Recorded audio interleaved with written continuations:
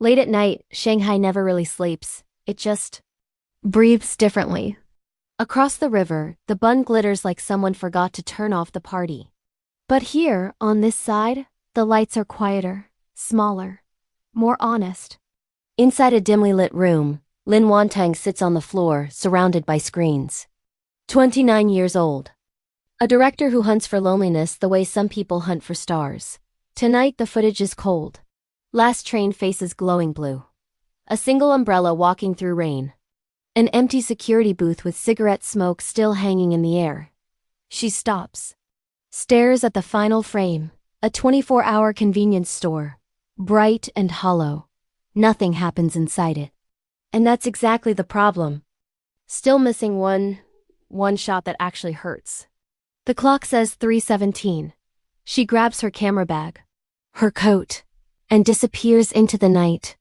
The convenience store light is merciless pure white, clinical, the kind that makes everyone look a little guilty. The door chimes a soft electronic ding-dong. Inside, the night shift boy doesn't look up from his phone. Earphones in. World out. Lin Wantang walks straight to the coffee corner. She sets up her tripod between instant noodles and energy drinks, adjusting the angle like she's performing surgery.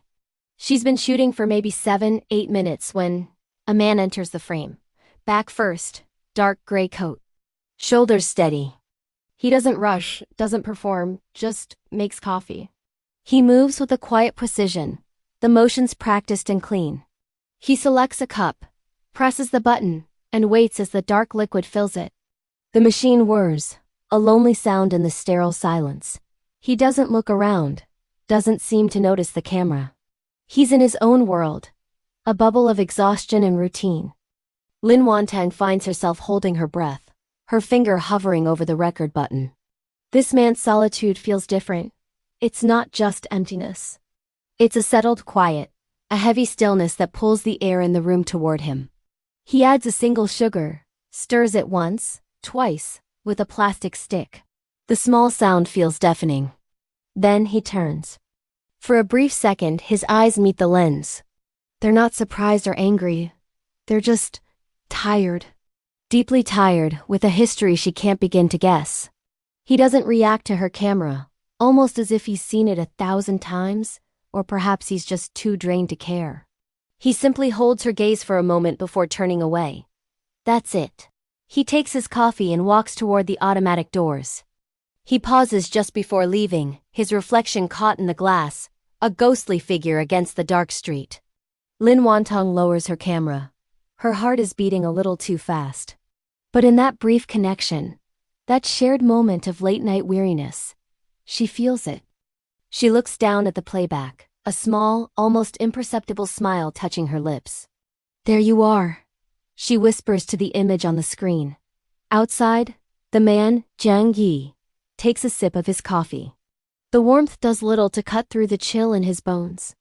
He's a cardiac surgeon, and his hands, usually so steady, have a faint tremor from the 20-hour shift he just finished. He just lost a patient on the table.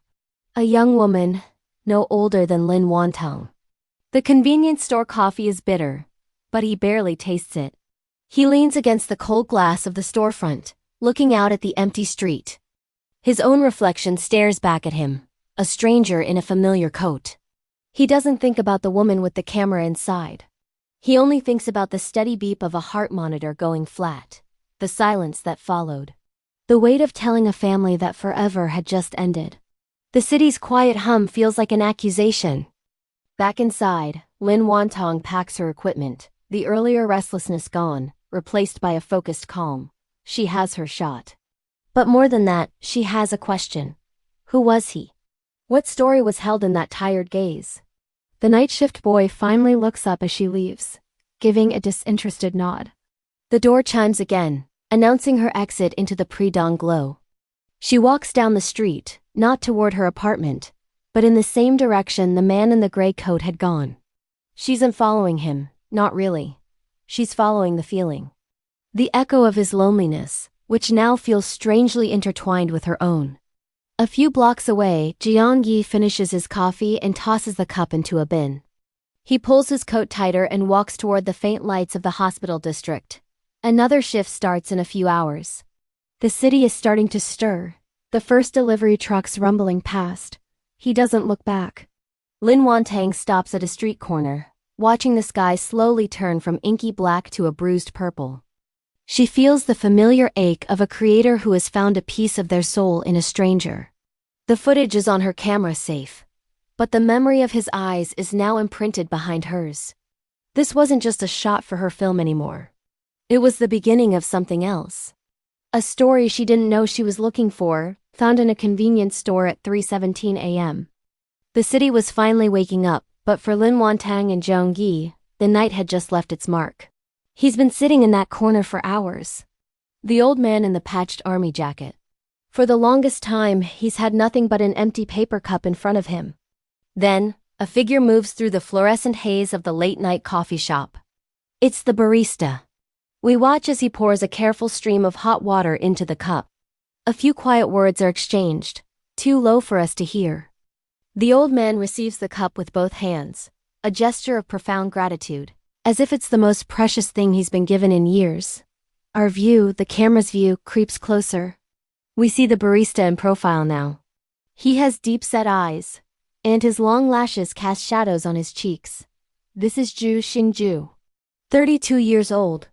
He has the look of a man who's been holding his breath for a very, very long time. It's a heavy silence that surrounds him, a stillness that feels ancient. Just as we think we're unseen, he senses the lens. He turns. His eyes meet ours. First there's surprise, a flicker of vulnerability. But it vanishes in an instant, replaced by something cooler, calmer, more dangerous. His voice is low, even.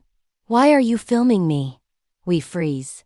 The voice on the other side of the camera, Lin Wantang's voice, is just as caught off guard. After a beat, she answers with startling honesty. Because you look like someone who knows how to hurt. A tiny frown creases his brow, but it's gone as quickly as it came. That's a dangerous reason, he says, his voice flat. I know, she replies, her own voice steady now. Then she adds, what's more dangerous is not finding anyone who still can. The silence that follows is thick with unspoken meaning, a fragile tension stretched between them. But the moment is shattered by the store's mindless commercial jingle, crashing through the quiet like cheap glass. The spell is broken. Zhu Xingju turns away from the camera from her. He reaches behind the counter, his movements economical and precise. He pulls out a fresh, steaming cup of Americano and sets it on the shelf, right in front of the lens, blocking the shot. Finish this first, he says. Nobody watches shaky footage. She stares at the cup, the steam curling into the air. Then her gaze lifts to him. Her voice is quiet, almost a whisper. Thank you. He doesn't answer. He simply walks toward the door. But halfway there he stops, his back is still to her. Without turning, he says, Don't shoot my face. The door chimes as it opens and closes. And just like that he's gone into the night.